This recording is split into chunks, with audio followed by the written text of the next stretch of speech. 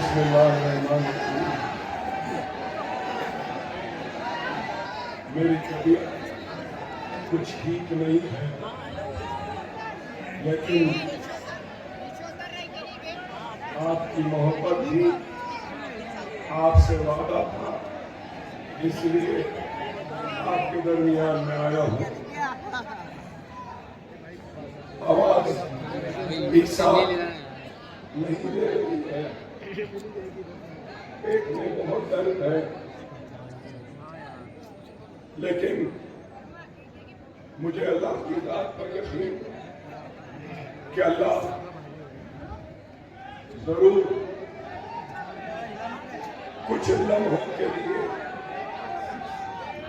मुझे वो ताकत देगा, वो क़ुव्वत देगा कि मैं अपने भाइयों की उम्मीद पर पूरा उतर सकूं और अल्लाह की जात पर मुझे यकीन है कि यह आवाज में वो वलवला, वो हिम्मत, वो ताकत देगा जिसके जरिए मैं अपनी कौम, अपनी मिल्लत और अपने भाइयों पर होने वाली नाइंसाफियों का जिक्र कर सकूं और उनको बेदार कर सकूं। चैनल है मेरा यूट्यूब पे, न्यूज़ का चैनल है, होते रहे हैं और होते रहेंगे। और आज का ये जलसा इंतखाबी है और इस इंतखाब में आप अपने पसंद के उम्मीदवार का इंतखाब करेंगे और आपका उम्मीदवार, आपका नुमाइंदा बनकर आपकी आवाज बनकर आपके दुख, आपके दर्द, आपके मसाइल और आपकी आवाज को ऐवान असेंबली में पहुंचाएगा। वोट देते हैं तो किस लिए देते हैं? कि वो आपका नुमाइंदा बनकर, आपकी आवाज बनकर, आपके दुख, आपकी तकलीफ, आपके मसाइल को हुकूमत के सामने पेश करे, न सिर्फ पेश करे बल्कि उनके मसाइल का हल करे। लेकिन आज हम देखते हैं कि हिंदुस्तान 1947 में आजाद हुआ, 1947 में आजादी के बाद से लेकर आज तक कई इंतखाबात आए, कई इलेक्शन आए, कई एमएलए बने, कई एमपी बने, कई लोग मिनिस्टर बने और कई वजीर आजम और चीफ मिनिस्टर भी बने। मैं बताना ये चाहता हूं कि 1947 से लेकर आज तक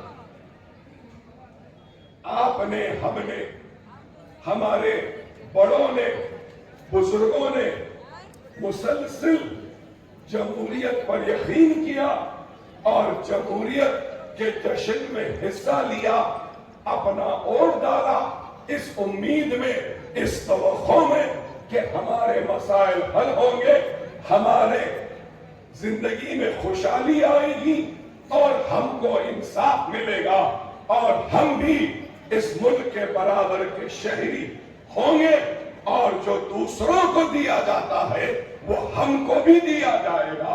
जो दूसरों के साथ जो सुलूक होता है वही सुलूक हमारे साथ होगा। दूसरे बच्चे को पढ़ने का मौका मिला तो हमारे बच्चों को भी मौका मिलेगा। जिस तरीके से दूसरे शहरी का हक है वैसा हमारा हक है समझकर हमने मुसलसिल वोट दिया। लेकिन फिर क्या बात है, क्या वजह है कि आज सबसे पिछड़ा हुआ, सबसे पीछे, सबसे आखिर में अगर कोई है तो वो हिंदुस्तान के सबसे बड़े अक़लियत का मुसलमान है। यहां इस मजमे में बुजुर्ग भी हैं, बड़े बुजुर्ग हैं, और इस बात से इनकार नहीं करेंगे। हमने नेहरू को वोट दिया मगर हमारे हालात नहीं बदले। हमने नेहरू के बाद लाल बहादुर शास्त्री को वोट दिया लेकिन हमारे हालात नहीं बदले। हमने इंदिरा गांधी को वोट दिया, हमारे हालात नहीं बदले। हमने मोरारजी देसाई को जनता पार्टी के नाम पे वोट दिया, हमारे हालात नहीं बदले। हमने उसके बाद में फिर इंदिरा गांधी को वोट दिया लेकिन फिर भी हमारे हालात नहीं बदले। फिर उसके बाद हम सब ने, मुसलमानों ने इंदिरा गांधी के बाद राजीव गांधी को भी वोट दिया, तब भी हालात नहीं बदले। राजीव गांधी के बाद में भी वीपी सिंह आए के गुजराल आए और फिर चंद्रशेखर आए, नरसिम्हा राव आए, देवे गौड़ा आए, फिर उसके बाद में और वजीर आजम नरसिम्हा राव भी आए, मनमोहन सिंह भी आए, अब नरेंद्र मोदी भी आए।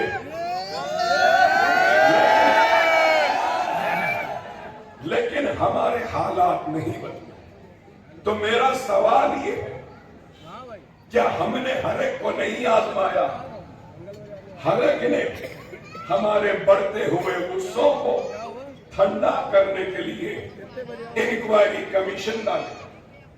कभी गोपाल सिंह की कमेटी बनी और गोपाल सिंह की कमेटी ने देखा कि मुसलमान कहां पिछड़ा हुआ है, कहां कमजोर है, कहां पीछे। आपको याद होगा, नौजवानों को भी याद होगा कि मनमोहन सिंह के दौर में सच्चर कमेटी भी बनी। कमेटियां तो बनी लेकिन हमारे हालात नहीं बदले। तो इसके जिम्मेदार कौन? इसके जिम्मेदार अगर कोई है तो वही है जिन्होंने हमको सिर्फ हथेली में जन्नत दिखाया, सुनहरे ख्वाब दिखाए, हमारी गुर्बत को खत्म करने का वादा किया लेकिन हमारी हालतों को नहीं बदला। हम पहले जहां थे आज भी वही है। अगर हमारे दादा की एक छोटी दुकान थी तो आज उनके पोतरे के भी छोटी दुकान है। अगर नाना रक्षा चलाते थे तो उनका नवासा आज भी रक्षा चला रहा है। आज भी हम गरीब हैं, कल भी गरीब हैं, परसों भी गरीब थे। इसी वजह है कि आज मजलिस इत्तेहादुल मुस्लिमीन आपके दरमियान में आई है। आपको ये अपील करने के लिए आपने सबको आजमाया, एक मर्तबा हमको भी आजमा के दे। मर्तबा हमको भी आजमा। अरे हम सिर्फ बातें नहीं करते, हम काम करते हैं। आज ये मीडिया वाले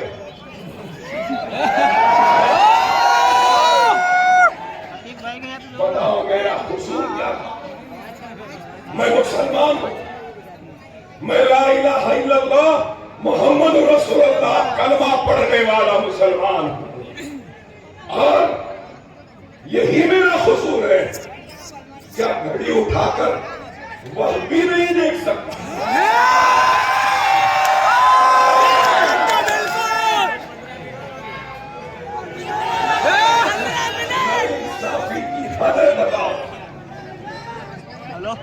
घड़ी पहनना छोड़ दूं, देखना छोड़ दूं? आप बताइए। अरे ठीक है, घड़ी देखी तो आपने ये वो फला शला जोड़ दिया। अरे मेरे घड़ी को देखे ना, मेरे घड़ी के देखने पे एतराज है तो कभी हैदराबाद आओ, मैं मेरी घड़ी के साथ मेरा काम भी बताऊंगा। वो भी तो देखो, मोदी मीडिया वालों, मेरी तुमसे अपील है कि आओ और देखो कि हमारा काम क्या है। अकबरुद्दीन ओवैसी अपने जेब से, अपनी जात से 25,000 बच्चों को फ्री तालीम दे रहा है।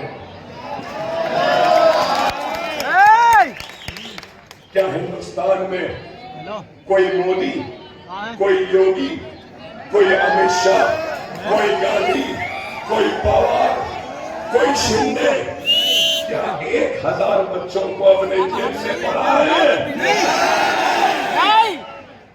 मगर मैं पढ़ा 25,000 बच्चे फ्री तालीम, और फिर 10 स्कूल हैं, 10 बिल्डिंगें हैं। देखो आकर, गरीब का मदरसा नहीं है, बड़े रईस का बच्चा भी ऐसे शानदार स्कूल में नहीं पढ़ता। वैसी इमारतें हैं, वैसी स्कूल ऑफ एक्सीलेंस हैदराबाद में, जहां पे गरीब बच्चे पढ़ते और सिर्फ 25,000 तो स्कूल में है। फिर नीट की कोचिंग फ्री, नाटा की कोचिंग फ्री, आईसेट की कोचिंग फ्री, लॉसेट की कोचिंग फ्री, आइल्स की कोचिंग फ्री, आईसेट की कोचिंग फ्री, इंजीनियरिंग की ट्यूशन फ्री, 10th की ट्यूशन फ्री, इंटरमीडिएट की ट्यूशन फ्री।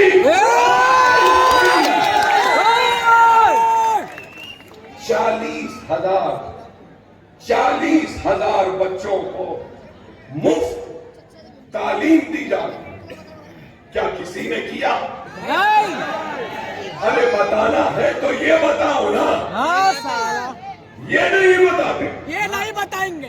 ये घड़ी देखे, ये मुस्कुराए। अफसोस तो ये है, अफसोस तो ये है कि इनके पास बताने को, दिखाने को, कहने को कुछ नहीं है, इसलिए लोग इसी को दिखाते हैं। तुम काम बताओ ना, तुम अपनी कारकर्दगी बताओ ना, लेकिन नहीं। तकलीफ है यही कि ये लोग घूमते हैं, फिरते हैं और मुसलमानों को एक कर रहे हैं। हाँ, मैं फख्र से कहता हूं, फख्र से कहता हूं, डरे बगैर कहता हूं, मैं मुसलमान हूं। मेरा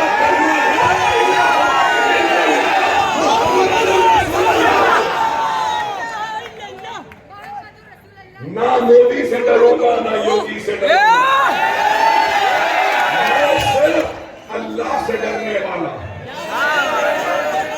अरे मौत तो लिखी है, जब मरना है मर जाएंगे, लेकिन किसी के सामने झुकेंगे नहीं और गोली पीठ पर नहीं। अल्लाह उसके रसूल की कसम, इतनी कमजोरी के बाद भी अकबरुद्दीन ओवैसी सीने पे गोली देगा।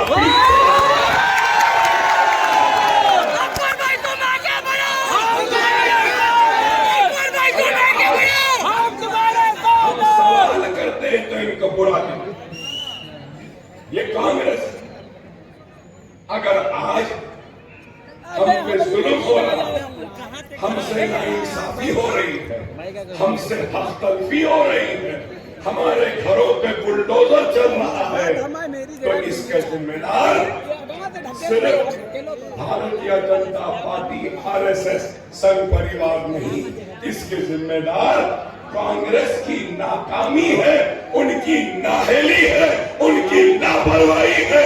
अगर वो लोग सही वक्त पे सही फैसले करते और जालिमों को, गुनहगारों को उनकी गुनाहों की सजा जेलों में डाल के देते, तो हमको ये दिन देखना नहीं पड़ता। ये लोग जिम्मेदार, ये लोग जिम्मेदार। और आज हम खड़े होकर हक बयानी करते हैं, तो इनको हम पसंद नहीं आए। हम पसंद आओ या नहीं आओ, हमको इसकी परवाह नहीं। कांग्रेस की तारीफ है कांग्रेस की तारीख 50,000 फिसादात के जरिए हमारी मईशत, हमारे घर, हमारे कारोबार, हमारी इज्जतों किस्मतों को लूटता हुआ खामोश तमाशाई बनकर देखते रहे ये लोग। नौजवानों को नहीं मालूम भिवंडी में एक मर्तबा नहीं 2 मर्तबा फिसाद हुआ। बुजुर्गों से पूछो कैसी तबाही। फिसादात सिर्फ जान लेने के लिए या घर को तबाह करने के लिए नहीं, फिसादात के जरिए जाने भी गई, कारोबार भी गया और हमारी पावर लूम की इंडस्ट्री भी कमजोर हो गई। ये लोग चाहते हैं कि हमको डराएं धमकाएं। खुदारा मेरे प्यारे नौजवानों, मेरे बुजुर्गों, इस बात को समझो। अरे आज हम आए हैं तो आपको हम भटकाने के लिए नहीं आए, हम नफरत की दीवार खड़ा करने के लिए नहीं आए, हम सिर्फ अपना हक जमहूरी और दस्तूरी दायरे में रहकर मांगने के लिए आए। क्या हम हमारा हक भी नहीं मांग सकते? अरे हम क्या चाहते हैं? एक गरीब और गरीब मतलब सारे गरीब, चाहे हिंदू हो, मुसलमान हो, सिख हो, ईसाई हो, एक गरीब क्या चाहता है? 3 रोटी, 3 वक्त की रोटी नहीं तो 2 वक्त की रोटी मिल जाए। एक गरीब क्या चाहता है? काम करके घर को वापस आए तो आराम से सो जाए। एक गरीब क्या चाहता है? अपने बच्चों को पढ़ाने के लिए स्कूल। एक गरीब क्या चाहता है? बच्चों को खेलने के लिए ग्राउंड। एक गरीब क्या चाहता है? बूढ़े माँ बाप की बीमारी में उसके इलाज के लिए एक दवाखाना। और क्या चाहता है गरीब?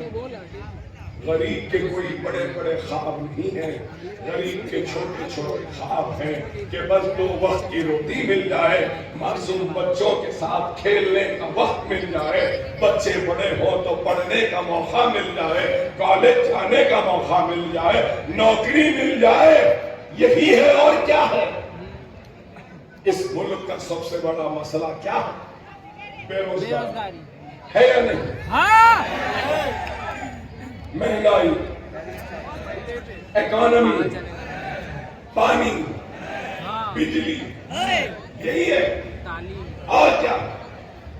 लेकिन आप देखो मिस्टर मोदी जब भी बात करते हैं, न पानी की बात करते, न बिजली की बात करते, न किसी की बात करते। अगर किसी की बात करते हैं तो सिर्फ नफरत, सिर्फ जहर, सिर्फ बांटने। अब आज की तकरीर ही देखिए, मिस्टर मोदी ने आज कहा कि एक हो गए तो सेफ हो। आज कहा एक हो गए तो सेफ हो गए, तो किसको एक हो बोले? ओबीसी को बोले, बैकवर्ड क्लास को बोले, एससी को बोले, एसटी को बोले, कई समाज के लोगों का नाम लिए और बोले एक हो गए तो सेफ हो गए। मुसलमान उस एक का हिस्सा नहीं। हम सेफ नहीं है ना, हम सेफ नहीं होना। सबका साथ, क्या साथ दिया? सबका साथ बोला, मुसलमानों को साथ से महरूम रखा। सबका विकास बोला, मुसलमान को विकास नहीं मिला। सबका विश्वास बोला, मुसलमानों को विश्वास नहीं। क्या मुसलमान इस मुल्क का हिस्सेदार नहीं है? हम हैं। ये मुल्क हमारा भी उतना है जितना दूसरों का है। इस मुल्क में हिंदू का भी उतना ही हक है जितना हक एक मुसलमान का है, उतना ही हक एक सिख का है, एक ईसाई का है, एक पारसी का है, सबका बराबर का हक है।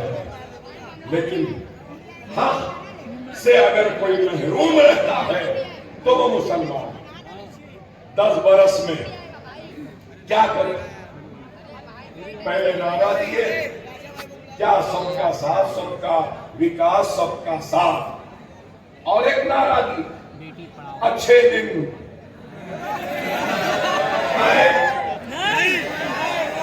नहीं, आपसे नहीं पूछ रहा हूं मैं, आपसे नहीं, आरएसएस वालों से पूछ रहा हूं। वीर सावरकर को मानने वालों से पूछ रहा हूं, क्या अच्छे दिन लाए? अच्छे दिन आए? अच्छे दिन दिए? ना खाऊंगा ना खाने दूंगा बोले, और हजारों करोड़ के खाने वाले, घपला वाले अजीत पवार को फाइनेंस मिनिस्टर बना के बाजू बिठा लिए। वाह वाह। चलो, ये उत्तर प्रदेश के चीफ मिनिस्टर आए, वो क्या बोले? वो भी आए और क्या बोले? बटोगे तो कटोगे। यहां है मीडिया वाले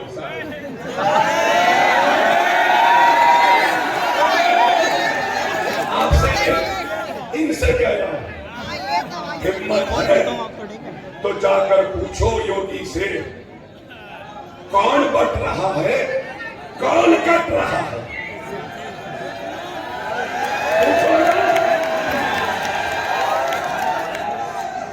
फिर से रिपीट करता हूं, मिस्टर योगी से पूछो, कौन बट रहा है, कौन कट रहा है, कौन बांट रहा है, कौन काट रहा है? खाली बातें। अरे आप बताओ, फिर कल हिंदुस्तान के वजीर दाखिला अमित शाह साहब आए थे महाराष्ट्र में।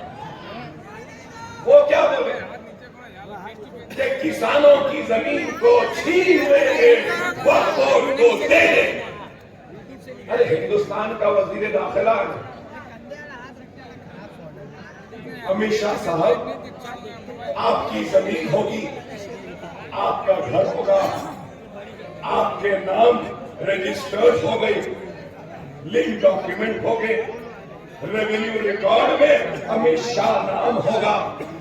क्या अकबर ओवैसी आपके घर, आपके जमीन को ले सकता है? आप बोलो। अगर ये बिल्डिंग एक के नाम पर है, रजिस्टर्ड है, रिकॉर्ड में है, तो क्या दूसरा आके ये बिल्डिंग ले सकता है? मगर आप देखो कैसा डरा रहे हैं, खौफ, डराओ। अरे किस बात का डर? आप बताइए, 10 साल से क्या विकास हुआ, हिंदुस्तान का क्या विकास हुआ, ये बताओ ना मिस्टर मोदी, मिस्टर योगी, मिस्टर शाह। ये नहीं बताएंगे, सिर्फ क्या आते के आते लव जिहाद, घर वापसी, बीवी बैन और हिजाब बैन, सर पे टोपी मार रही, थैली में गोश्त मार रही, ट्रेन में जा रहा है, दाढ़ी है तो गोलियां चला दे रही। अरे आप बताओ, क्या हिंदुस्तान को इस नफरत की जरूरत है या हिंदुस्तान को मोहब्बत की जरूरत है? अरे तुम नफरत बांटते हो, लेकिन हम मोहब्बत बांटने आए हैं।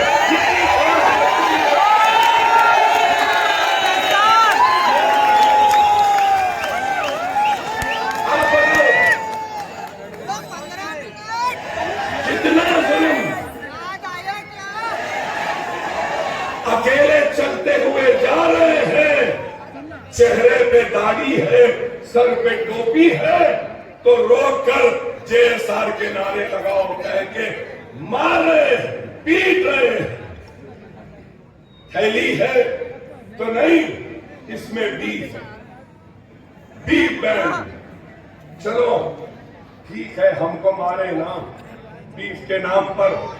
हिंदुस्तान में कई जगहों पे बीफ के नाम पे मारे।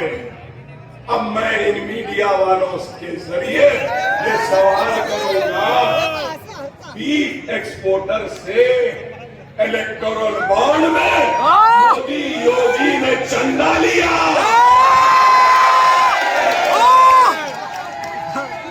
बीफ है बोल के मारे, बीफ खाते बोलकर मारे, बीफ के कारोबार है कह के मारे। अरे गौरक्षकों,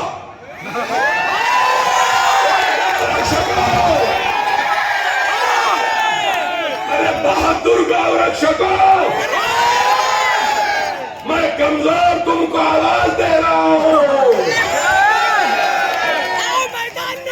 और तुमसे पूछ रहा हूं, बीफ है बोल के मारे, बीफ खाते बोल के मारे, अब बीफ एक्सपोर्टर से पैसा लेने वालों का तुम क्या करोगे? बोलो ना, बताओ ना। हमारे पास बीफ तो मारेंगे, मोदी के पास बीफ के पैसे तो नहीं। मोदी बड़े अच्छे हैं, क्या है बताओ? अब यही बात है ना, ये ऐना दिखाने की किसी में हिम्मत नहीं है, ये ऐना दिखाने की हिम्मत हमारे में है, इसलिए दुनिया में पांच बड़े ममालिक जो बीफ एक्सपोर्ट करते हैं, चौथे नंबर पे हिंदुस्तान है। सालाना 25,000 करोड़ का बीफ हिंदुस्तान से बाहर जा रहा है और वो बाहर जाने का नतीजा है कि इनको चंदा देते हैं इनकी पार्टी को चलाने। क्या है बताओ? हिजाब के नाम पर मार। आपको याद दिलाऊं, क्या मिस्टर मोदी ने एक नारा नहीं दिया, बेटी बचाओ बेटी पढ़ाओ? तो बेटी पढ़ाओ बेटी बचाओ का नारा क्या सिर्फ हिंदू के लिए था? क्या मुसलमान बेटियों बच्चियों के लिए नहीं था? हिजाब पहनना क्या गुनाह है? इंटरनेशनल कोर्ट ऑफ जस्टिस हो या दुनिया की कोई पार्लियामेंट हो या यूनाइटेड नेशंस भी है, तो उसमें भी हिजाब करने वाली मुसलमान बहन फख्र से हिजाब करती है, जाती है और अपनी जिम्मेदारी और अपने फर्ज को निभाती है। तो हिंदुस्तान में हमारी बच्ची कॉलेज को हिजाब पहन के नहीं जाती। क्या ये नाइंसाफी नहीं है? अरे मैं यही तो बताना चाह रहा हूं, हिंदुस्तान का मसला क्या बीफ बैन है? क्या हिंदुस्तान का मसला घर वापसी है? क्या हिंदुस्तान का मसला लव जिहाद है? क्या हिंदुस्तान का मसला ये छोटे मोटे चीजें नहीं है? हिंदुस्तान का सबसे बड़ा मसला है तो बेरोजगारी का है, बेघर लोगों को घर देने का है, महंगाई को कम करने का है, पेट्रोल की कीमत को गिराने का है, डीजल की कीमत को कम करने का है, गैस की कीमत को कम करने का है, बेघरों को घर देने का है। और इस मुल्क का सबसे बड़ा मसला अगर कुछ है तो नफरतों को खत्म करना और मोहब्बतों को बांटना, बटे हुए दिलों को एक करना, हिंदू मुस्लिम सिख ईसाई सबको एक नजर से देखना।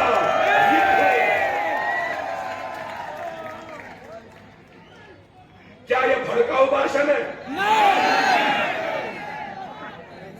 अरे मैं तो मोहब्बत बांटने की बात कर रहा हूं। लेकिन आज बुरा दिखता, मैं आपसे कहूंगा जैसा अकबरुद्दीन ओवैसी किसी से नहीं डरता, सिर्फ अल्लाह से डरता है। और अकबर ओवैसी का कलमा ला इलाहा इल्लल्लाह मुहम्मदुर रसूलुल्लाह, तो आपको भी डरने घबराने की जरूरत नहीं है।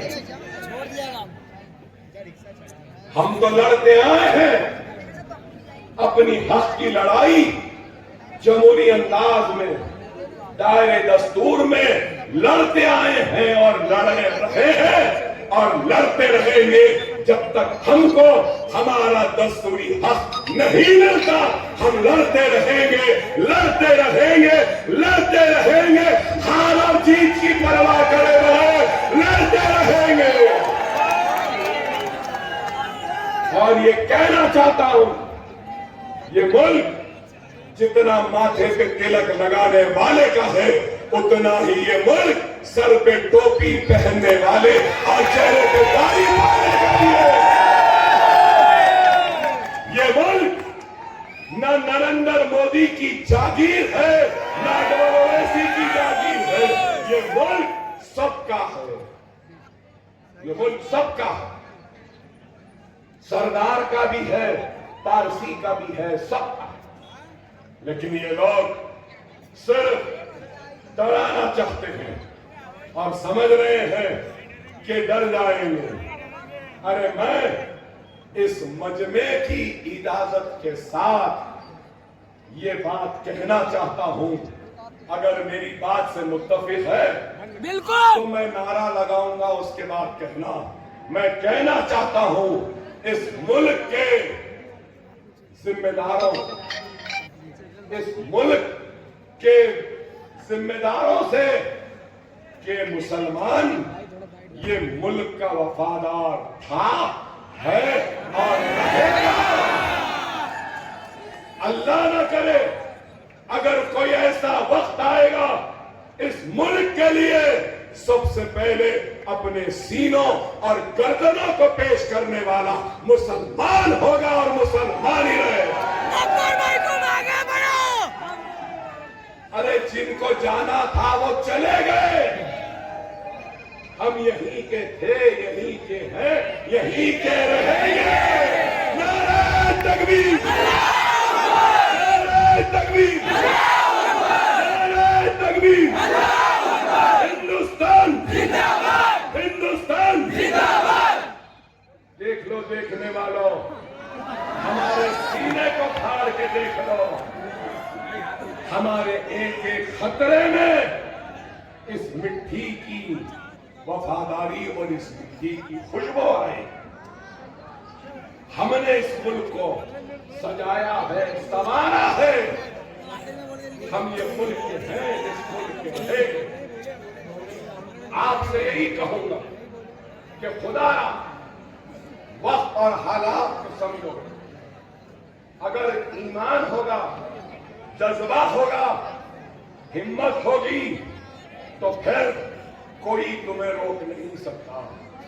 मेरी तकरीर के वक्त शुरू जब किया तो बमुश्किल आवाज निकल रही थी, लेकिन देखो कि अब खुल गई आवाज।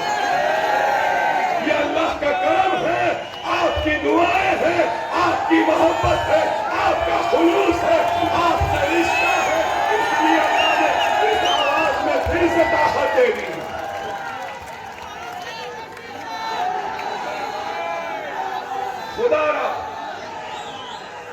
खुदारा समझो इस बात को। नहीं नहीं, माफ करना, माफ करना। ना मैं शेर हूं, ना मुझे शेर बनने का शौक है।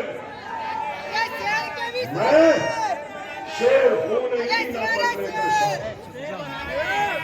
इतनी दूर से हैदराबाद से गाड़ी में बैठकर घूम रहा हूं 8 दिन से, तो अल्लाह उसके रसूल की कसम, मैं अपनी जात के लिए नहीं, अपनी इज्जत के लिए नहीं, अपनी शोहरत के लिए या कुछ दौलत कमाने के लिए नहीं, अल्लाह उसके रसूल की कसम, मैं अपने भाइयों को शेर बनाने के लिए भेजा।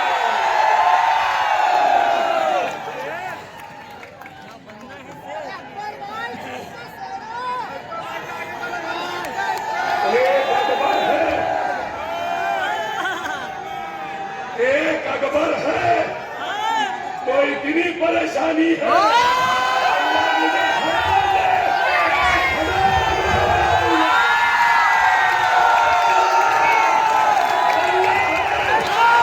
शेर भी बनना है शेर। अगर शेर बनना है तो नमाजों के पाबंद बन जाओ। शेर बनना है तो कुरान को पढ़ो। शेर बनना है तो यतीमों के सर पर